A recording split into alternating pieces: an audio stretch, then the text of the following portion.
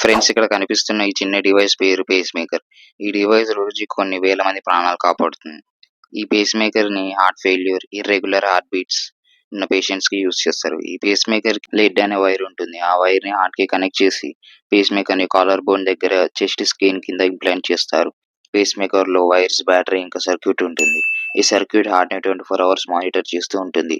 Heart beat స్లోగా ఉన్నా లేక హార్ట్ బీట్ స్కిప్ చేసినా డిటెక్ట్ చేసి హార్ట్‌కి 0.5 to 1 మిల్లీసెకండ్ టైంలో 1 to 5 వోల్ట్స్ వరకు హార్ట్‌కి ఎలక్ట్రిక్ షాక్ ఇస్తుంది. పేస్ మేకర్‌లో కూడా టైప్స్ ఉంటాయి.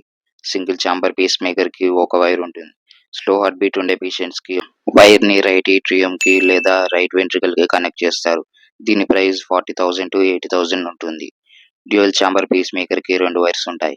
వీటిని హార్ట్ బ్లాక్ పేషెంట్స్‌కి రైట్ ఏట్రియం ఇంకా రైట్ వెంట్రికల్‌కి కనెక్ట్ చేస్తారు.